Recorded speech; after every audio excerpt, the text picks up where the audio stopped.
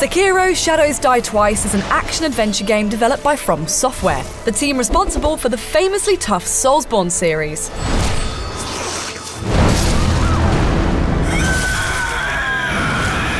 However, Sekiro is set to take an exciting departure from the previous formula. Here are 4 ways Sekiro differs from the Soul series and 4 things they have in common.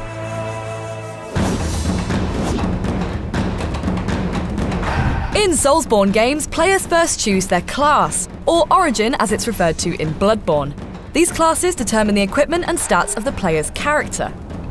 Sekiro switches out these RPG elements for a fixed protagonist with an ever-expanding set of skills.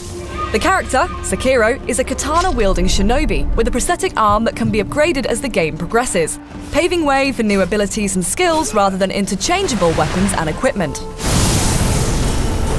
Sekiro's character progression is done through a skill system, as opposed to Soulsborne's stat system, which relied on accumulating souls or blood echoes to raise stats individually.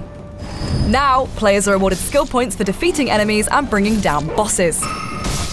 Points can be attributed to multiple skill trees, 3 of which are Shinobi, Prosthetic, and Ashina. Each skill tree contains 3 types of skills: Combat Arts, which are offensive techniques to damage enemies, Shinobi Martial Arts, which offer ways to counter or evade your opponent in combat, and Latent Skills, which have an everlasting effect outside of battle, such as boosting the power of healing items. Stealth is a vital part of Sekiro, whereas in Dark Souls the only stealth option afforded to players was the chance to backstab enemies, if they were lucky enough to get behind them unnoticed. As a ninja, it's only fitting players can crouch in long grass to remain hidden from passing enemies, or hang from ledges, hug walls, and sneak up on unsuspecting targets before delivering the killer blow.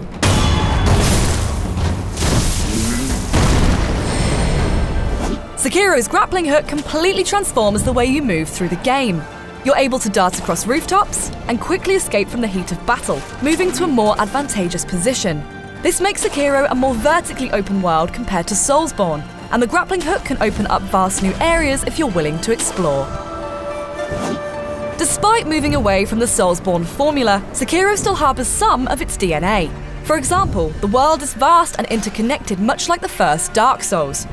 Exploring a new path often brings you back to a familiar place, or opens up a shortcut to somewhere you've been before, giving the impression the world exists seamlessly as one. Unsurprisingly, Sekiro is a game that doesn't pull its punches. From Software is cementing its reputation of making games that challenge a player's skill, and the removal of some RPG mechanics may actually make it tougher, as you can't rely on high-leveled weapons or overpowered armour. While dying remains core to Sekiro, it works slightly differently to Soulsborne. Rather than being sent back to the last checkpoint, Sekiro can choose to resurrect immediately after he is slain, and resume the battle from where he left off.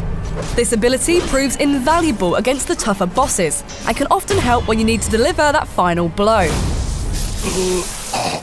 You get 2 charges of this ability. One full charge is automatically granted from respawning or resting at checkpoints, and the other can be charged up manually by killing enemies over time.